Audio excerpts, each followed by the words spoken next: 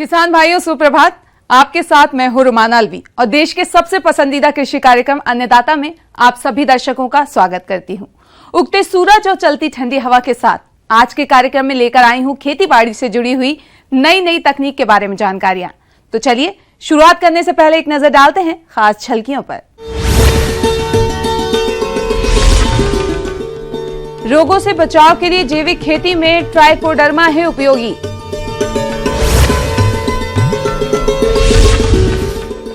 जलवायु परिवर्तन के चलते कैसे लें फसलों से अधिक उत्पादन।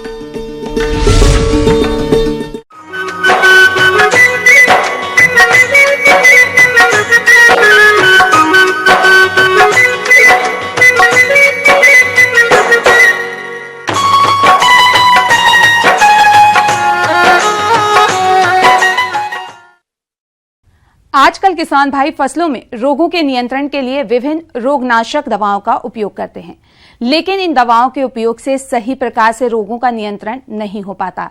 साथ ही ये दवाएं काफी महंगी भी होती हैं। अगर किसान भाई आप ट्राइकोडर्मा का उपयोग करते हैं तो इन सभी समस्याओं से छुटकारा पा सकते हैं और जैविक तरीकों से रोगों का नियंत्रण भी आसानी से कर सकते हैं। परंतु कैसे करें इसका उपयोग, इस बारे में जानकारी दे रहे हैं एटीसी ताबीजी अजमेर की कृषि अनुसंधान अधिकारी वर्षा रानी।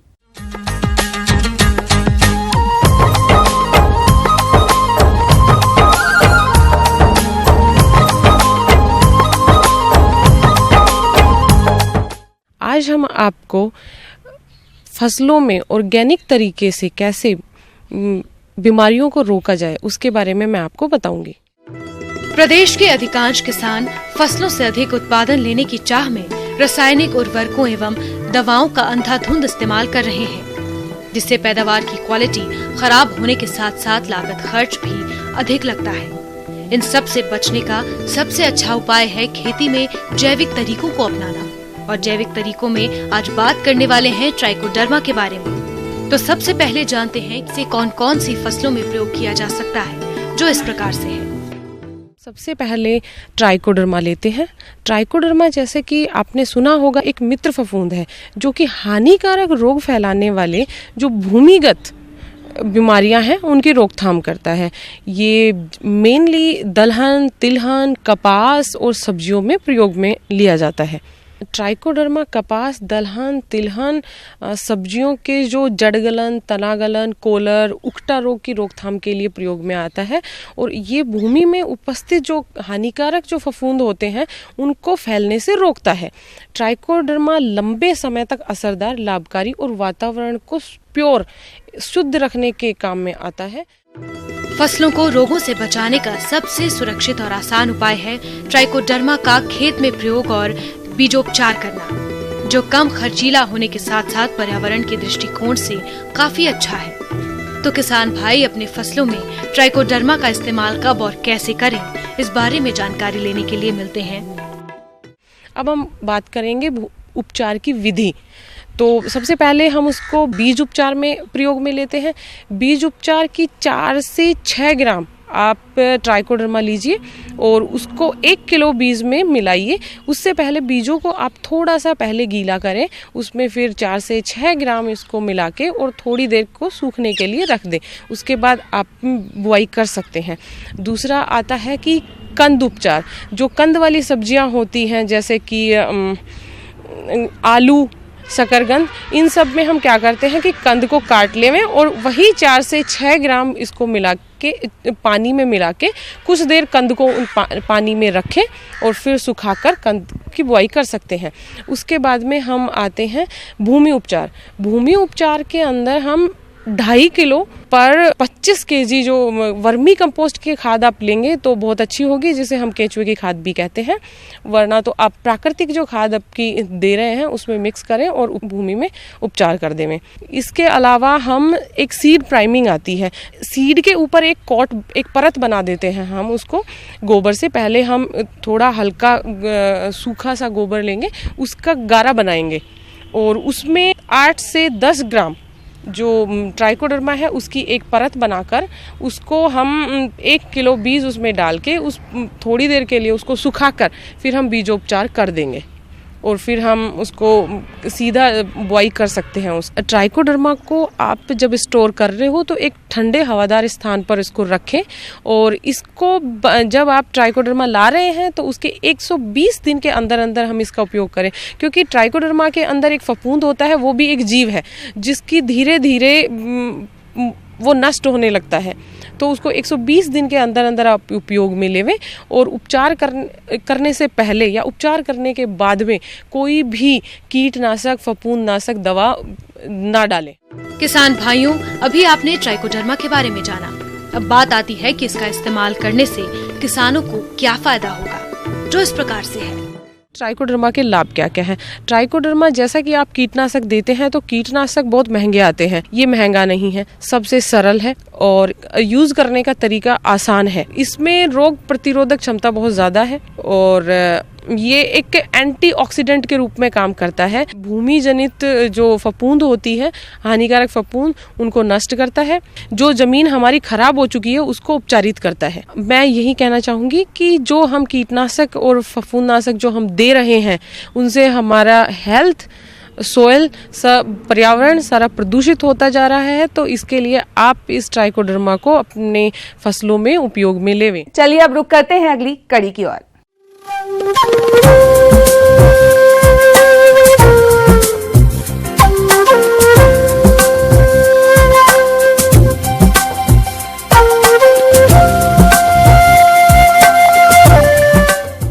किसान भाइयों, जलवायु परिवर्तन हो रहा है, जिसके चलते आपको अपनी फसलों से वांछित उत्पादन नहीं मिल पाता है। लेकिन अगर आप कुछ बातों को ध्यान में रखते हुए खेती करते हैं तो ऐसी परिस्थितियों में भी अच्छा उत्पादन ले सकते हैं।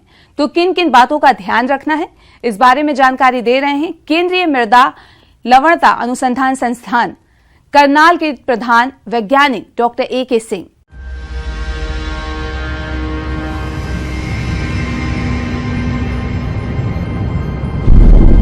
वर्तमान विश्व में मानव जनित और भौगोलिक कारणों के चलते इस समय जलवायु अनिश्चित सी हो गई है। गर्मी बढ़ती जा रही है और ठंड कम होती जा रही है। बरसात की बात की जाए तो समय से पहले ही दस्तक देती जा रही है और पूर्व तय मानसून के समय सूखे की स्थिति भी उत्पन्न होती जा रही है।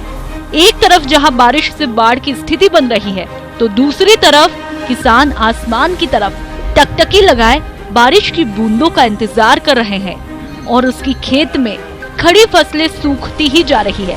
ये सब जलवायु परिवर्तन के चलते ही हो रहा है। आज की जो चुनौती है, खासतौर से जो जलवायु परिवर्तन है, उसके तहत किसानों को क्या दिक्कतें आ रही हैं। जो किसान खेती कर रहे हैं, खासतौर से सरसों और गेहूं की, किसान भाई ये महसूस कर रहे हैं कि जो बरसात है उसमें काफ़ी उतार चढ़ाव आया है और धीरे धीरे जब बारिश कम हो रही है या उसमें परिवर्तन आ रहा है तो जो वाटर का लेवल है वो बहुत तेज़ी से नीचे जा रहा है।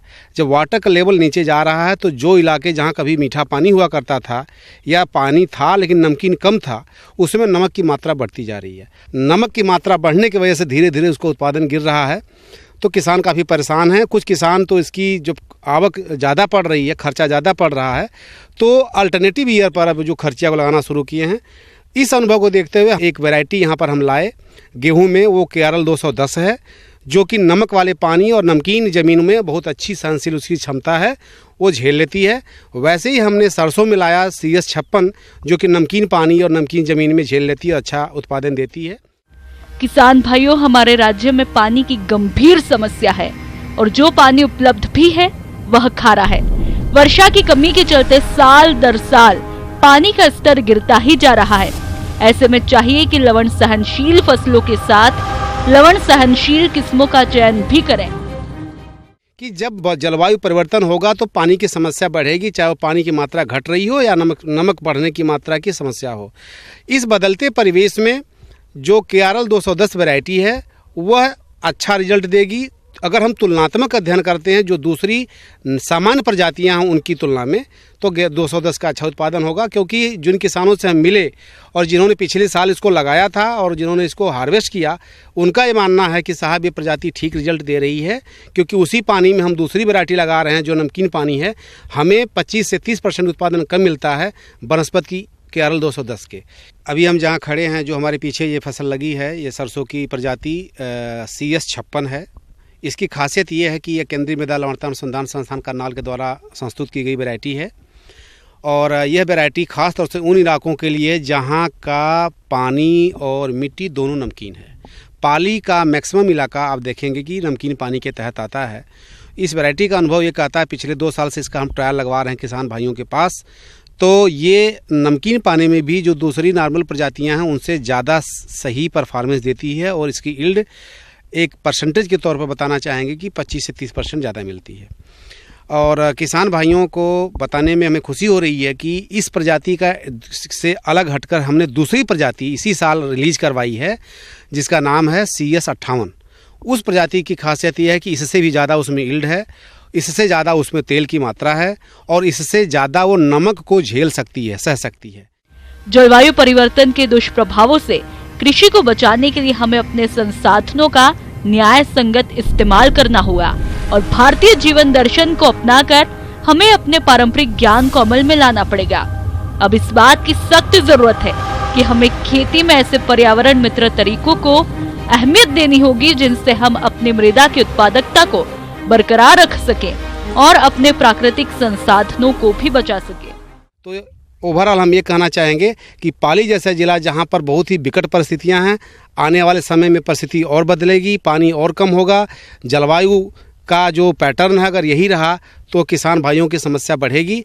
और हमारा गुजारिश है किसान भाइयों से कि कृषि विज्ञान केंद्र या जो भी हमारे भारत सरकार के कृषि मंत्रालय के संस्थान है जैसे काजरी है या केंद्रीय मृदा लवणता अनुसंधान संस्थान करनाल है, उनके सौजन्य से जो परियोजनाएं चल रही हैं, जो ज्ञान है, जो प्रजातियां हैं, जो प्रशिक्षण दिए जा रहे हैं कि पानी को कैसे व्यवस्थित ढंग से प्रबंधित करें, कैसे अच्छे ज्ञान को यूज़ करके, और जो परंपरागत ज्ञान है, परंपरागत ज्ञान में बड़ी बहुत अच्छी खूबी है। पुराना अनुभव नया ज्ञान का सम्मिलन करके अगर करेंगे तो इसी परिस्थिति में भी आप अच्छे से अच्छा उत्पादन ले सकते हैं और अपनी समस्याओं से निजात पा सकते हैं और जो जलवायु संबंधित जो जोखिम है उससे हम निजात पाएंगे। बढ़ते हैं अगली प्रस्तुति की ओर।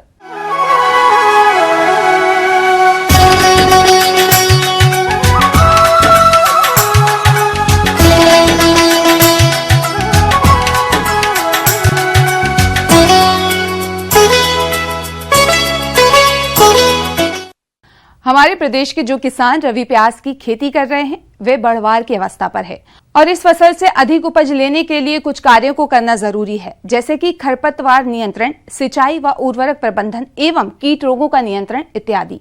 तो प्याज की फसल में इन्हीं सब कार्यों को कब व कैसे करना है, आइए जानते हैं कृषि वैज्ञानिक डॉक्टर प्रियंका मिश्रा से।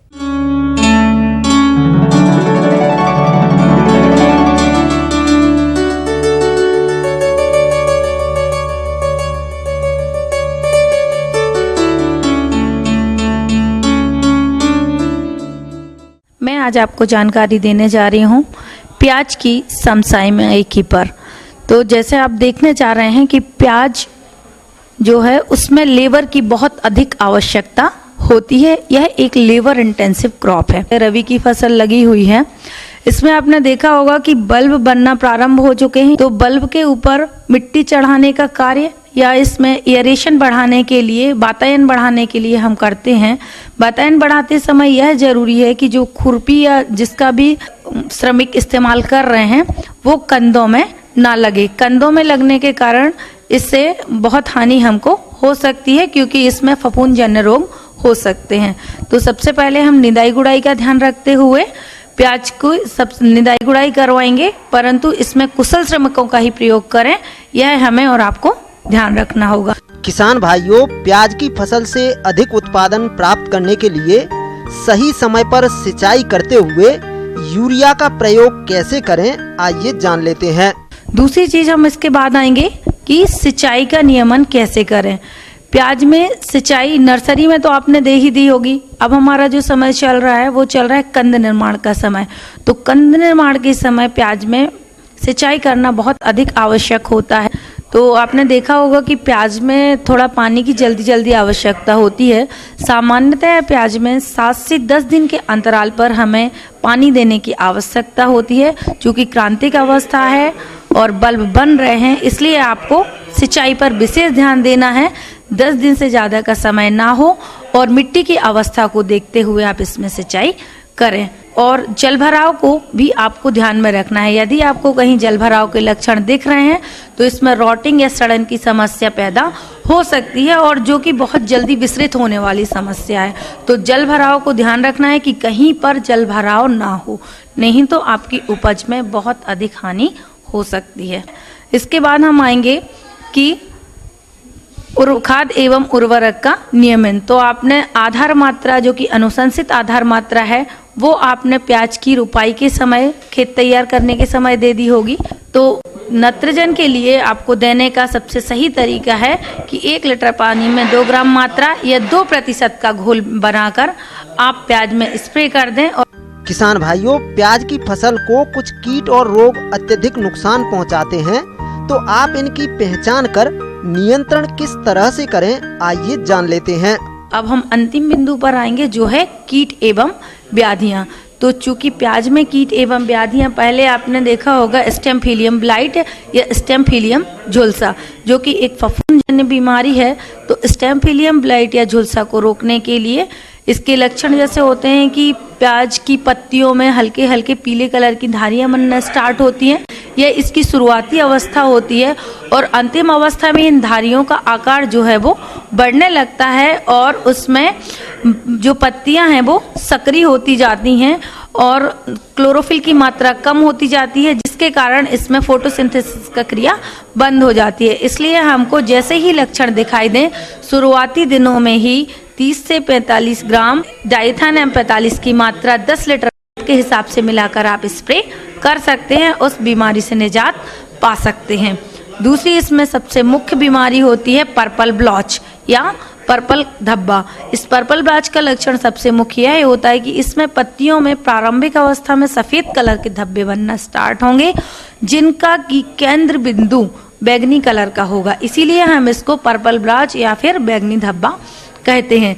जैसे ही इसके लक्षण दिखाई दें तो इसका उपचार भी वही है कि 10 से 15 दिन के अंतराल पर आप 30 से 45 ग्राम डाइथेन M45 की मात्रा को लेकर 1 पंप या 10 लीटर पानी में मिलाकर स्प्रे कर दें, और शुरुआती अवस्था में ही इसका छिड़काव करने से आप इसका उपचार कर सकते हैं। तो कीटों में सबसे मुख्य होता है थ्रिप्स, तो वो हर एक स्टेज पर इसको नुकसान करता है। प्याज के रोपण से लेकर कंद बनने की अवस्था तक सबसे ज्यादा जो हानि होती है वो थ्रिप्स के द्वारा ही होती है। तो हमको यह ध्यान रखना है कि थ्रिप्स का प्रगुणन ना हो पाए, इनकी शुरुआती अवस्था में ही हमको इमिडाक्लोप्रिड की 1 ग्राम मात्रा प्रति लीटर पानी में मिलाकर हम स्प्रे करके भी इससे निजात पा सकते हैं। चूंकि थ्रिप्स बहुत अधिक मुख्य और हानिकारक इंसेक्ट है, इसलिए इसका सही समय पर रोकथाम करना आवश्यक है।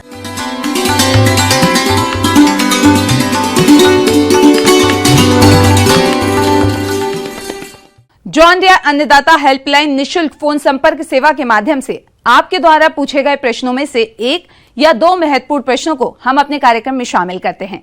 इसी के तहत आज का चयनित प्रश्न और उसका जवाब इस प्रकार है। अन्नदाता निशुल्क फोन संपर्क सेवा के माध्यम से पूछे गए प्रश्नों में से आज हमने जिस प्रश्न को कार्यक्रम में शामिल किया है उसे पूछा है ग्राम बाढ़ फतेहपुरा, जिला जयपुर के कृषक बाल स्वरूप शर्मा ने। यह टमाटर की फसल में किए जाने वाले जरूरी कार्यों के बारे में जानकारी चाहते हैं। तो बाल स्वरूप शर्मा जी, आपकी जानकारी हेतु प्रस्तुत है कार्यक्रम का यह अंश।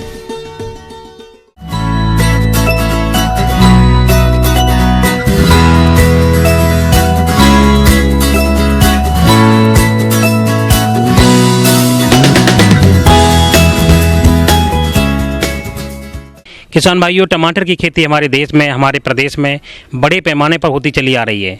किसान भाइयों, इसमें हम लोग जो है इस समय शस्य क्रियाओं के रूप में उसमें क्या क्या कर सकते हैं, इसके बारे में आपको बताना चाहेंगे।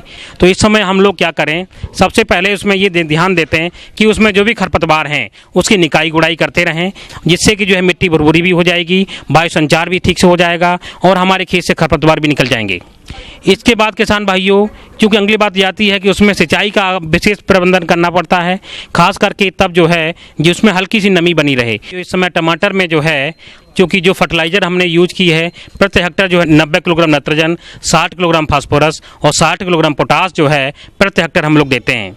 इसके अलावा इसमें जो है किसान भाइयों 10 से 12 किलोग्राम बोरेक्स का भी हम प्रति हेक्टेयर प्रयोग करते हैं। इसमें किसान भाइयों हम लोगों ने जो है नाइट्रोजन का जो है तिहाई भाग और फास्फोरस पोटास का पूरा भाग और बोरेक्स का पूरा भाग वो जब जो है टमाटर को रोपित करते हैं उसी समय लगा देते हैं।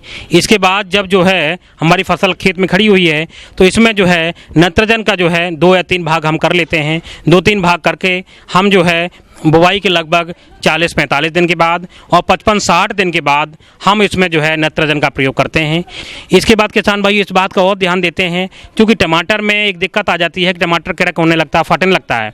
यदि आप लोग जो है बुवाई के समय हमने बोरेक्स का अगर प्रयोग किया है, अगर नहीं किया है तो 2 से 2.5 ग्राम बोरेक्स प्रति लीटर पानी में घोल करके हम स्प्रे भी कर सकते हैं। किसान भाइयों इस समय चूँकि मौसम में हम ये देख रहे हैं कि झुलसा की संभावना भी लग रही है, तो इसीलिए किसान भाइयों इसी समय हम लोग जो है टमाटर में 2 से 2.5 ग्राम मैंगोजेब प्रति लीटर पानी घोल करके यदि अपने टमाटर के खेत में अगर स्प्रे कर लेंगे तो उसमें जो है झुलसा की संभावना आपकी नहीं होगी। साथ साथ किसान भाइयों इसमें टमाटर के खेत में जो है मोजेक की दिक्कत आती है, उसमें भी चूँकि पौधा जो है आपका उसकी ग्रोथ रुक जाती है और पौधा छोटे साइज का रह जाता है। तो चूँकि किसान भाइयों ये कीटों से द्वारा फैलता है, सफ़ेद मक्खी, माऊ, इन कीटों के द्वारा जो है हमारे खेत में जो है मोजेक फैल जाता है। तो किसान भाइयों उसी समय जो है हम लोग को ये चाहिए कि ऐसे रोगल पौधों को निकाल दें। निकालने के बाद जो है उनको मिट्टी में दबा दें या जला दें। इसके बाद इन कीटों को नियंत्रित करने के लिए हम जो है 1 ml डाइमेथोएट या इमिडाक्लोप्रिड लेकर के प्रति जो है 2 लीटर पानी में घोल लेते हैं और उसको जो है हम प्रयोग करते हैं। इससे इन कीटों का नियंत्रण हो जाता है और हमारी फसल जो है इन मोजेक रोग से बच जाती है।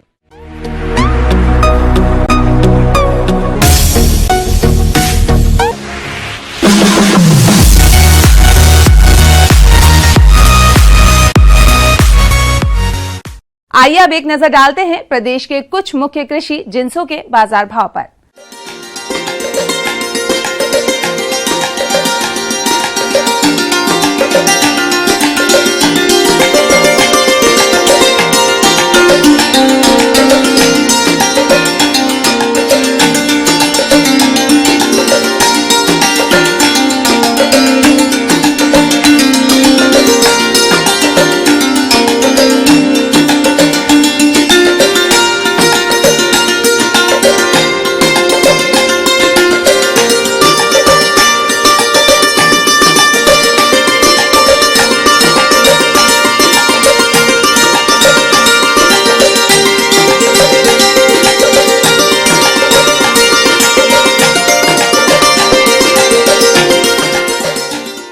अब आइए देखते हैं कल दिखाए जाने वाले कार्यक्रम की मुख्य झलकियां।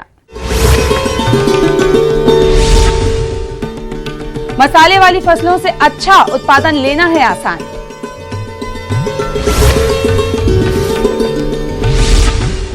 गुलाब की खेती करके अच्छा लाभ कमा रहे एक सफल किसान की कहानी। हम ये उम्मीद करते हैं कि आज का कार्यक्रम आप सभी दर्शकों के लिए उपयोगी रहा होगा। किसान भाइयों, अन्नदाता आपकी सेवा के लिए संकल्परत है। कृषि संबंधित समस्या एवं सुझावों के लिए आप हमें इस पते पर संपर्क कर सकते हैं। प्रोड्यूसर अन्नदाता, ETV Rajasthan, Ramoji film city, Hyderabad 501512। साथ ही आप हमें ईमेल भी कर सकते हैं। हमारा ईमेल एड्रेस है p18annadaata@nw18.com। इसके अतिरिक्त आप हमें जॉन डियर निशुल्क हेल्पलाइन नंबर 180041922155 पर सोमवार से शनिवार सुबह 10 से शाम 4 बजे के बीच संपर्क कर सकते हैं। अब समय हो रहा है आपसे विदा लेने का, तो हमारी अन्नदाता टीम को दीजिए इजाजत।